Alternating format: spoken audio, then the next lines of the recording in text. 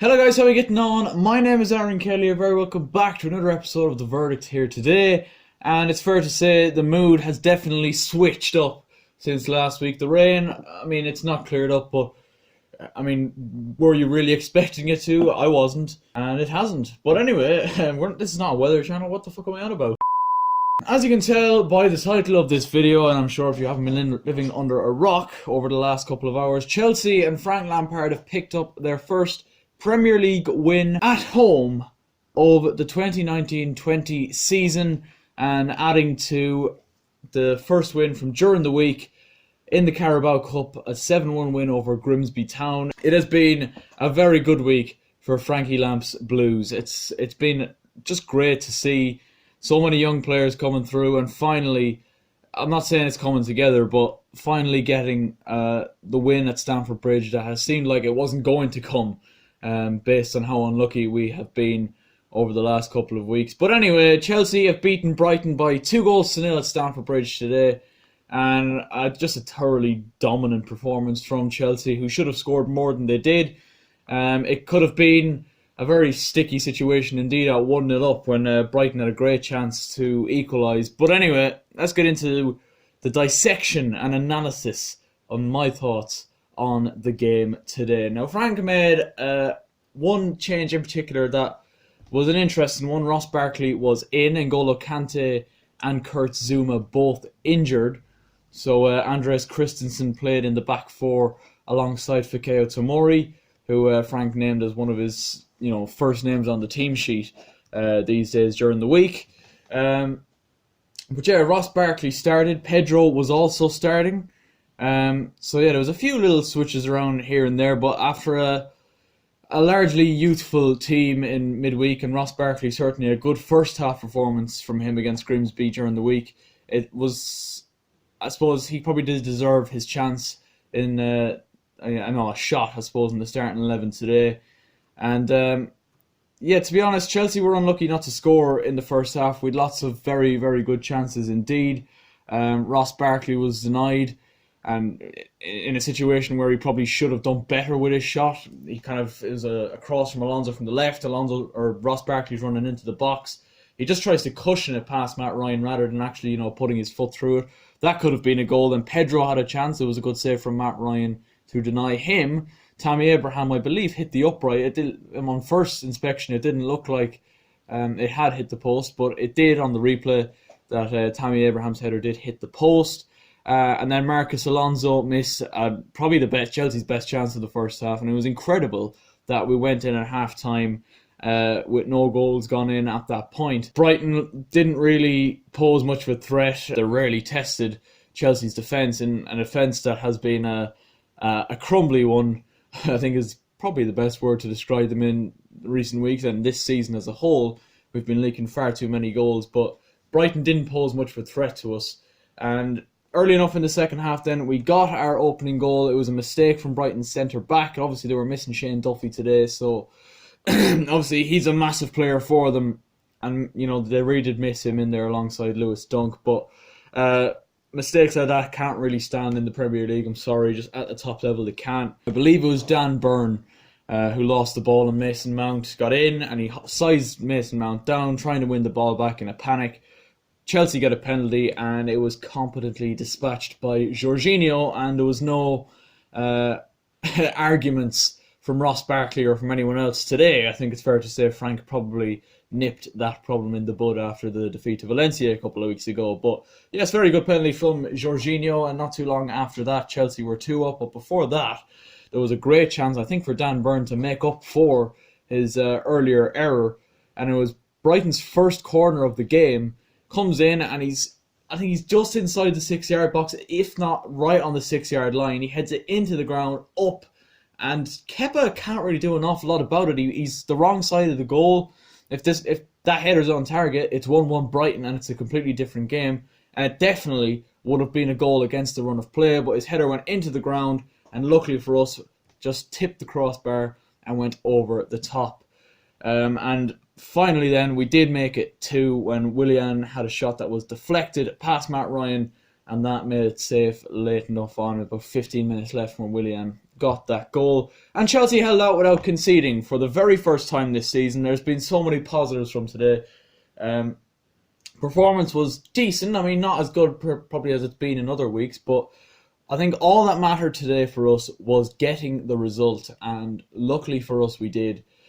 And I think it would have been a serious injustice if we had gone out there today and not got the result. Looking at how dominant we were.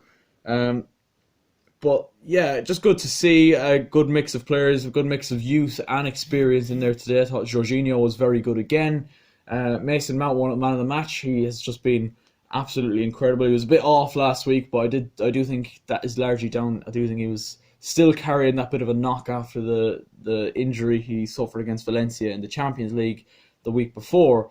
But yeah, just very, very happy with the performance today, and very happy with the clean sheet more than anything else, because that's what Chelsea fans have been crying out for. A home win in the Premier League, and a clean sheet, all happening in the 1 week. It's all happy days. We went up to fourth temporarily, but we're down to sixth now again. Man City are playing Everton currently, and Man United Arsenal is Monday night, and Leicester are up in that kind of area as well. They're playing tomorrow at home to Newcastle, so you'd expect them to get a win. So I suspect we won't be sixth by the end of the weekend, but considering we started the weekend in 11th, it's pretty good. I'm pretty happy. We've got a run of games now in which we'd be looking at saying we need to be winning. So we have Man City in a couple of weeks' time, but before that we have a run of games in which I'd be looking at them saying we need to get a couple of wins out of that, and I would suspect a couple of wins out of that. We've got Southampton away next, which won't be an easy one, because Southampton at home have been very, very good this season. They've got a good crowd behind them. Hasenhüttl has done a relatively decent job with them. And, at home, they're a force. Obviously, they held Man United at home a couple of weeks ago as well. So that won't be an easy 3 points if we're to get it, but I would be hopeful of getting 3 points there. Then we're at home to Newcastle, away to Burnley, away to Watford, who are still winless and looking pretty hopeless. They were absolutely destroyed by Man City last week. Following that then is Crystal Palace, and then Man City in the next couple of weeks following that. I mean, it's a run of games there, and we've had a tough few games start off the season. We've had Man United, we've had Liverpool, we've had Wolves, although Wolves we did come out on top in. But we've had a couple of games. Sheffield United wasn't an easy one. Obviously, we got a draw in that. Leicester as well. So we'd have had a couple of games so far at the start of the season where they haven't been easy games, and it's been a little bit unfriendly to us, the fixture list, especially considering how many names we still have out injured. I'm not sure Kante is 100% right yet. I think it was maybe a bit of a risk to play him last week against Liverpool, but luckily we did, and he got that brilliant goal.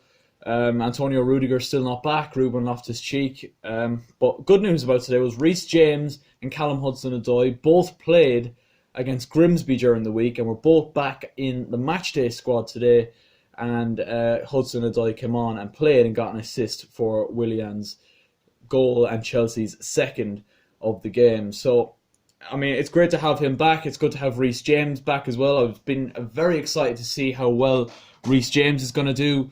A lot of people have been hyping him up. A lot of people have been talking about him. And to be fair, on Wednesday night, he really did live up to the hype. He was absolutely brilliant, albeit against Grimsby Town. I'll be interested to see now how he does against better opposition, particularly Premier League opposition. And I hope to see him getting a couple, maybe a few minutes here and there in the next couple of games. We've got Watford, Burnley, Newcastle. They're games he could feature in. It's very, very good to see how Chelsea fans and the club and all that, everyone's coming together.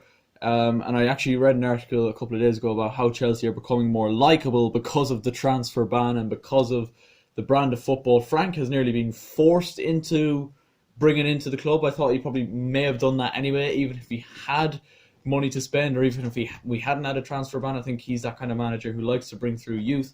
But yeah, for sure, it's very good to watch at the minute. And even as I mentioned last week, the fans appreciated the performance against Liverpool and the brand of football we were bringing and the effort the players are clearly showing. They clearly are playing for Frank Lampard, and they're playing for the badge, and they're playing for the fans. And obviously Jose Mourinho made a few comments about, as soon as you start accepting good performances and losing, that's when a big club stops being a big club or something like that. Which I agree with him to an extent, but I think you got to look at what Frank's going on at the minute. He's got I'm very confident with the process he has going here, as confident, if not more confident, than I have been for the most recent Chelsea managers in the last couple of seasons. It's exciting times, and I'm hoping the next couple of weeks will result in a couple of wins. So let me know your thoughts in the comment section down below as usual. Also leave a like if you enjoyed, and subscribe if you're new with notifications on. And as always, I will catch you later.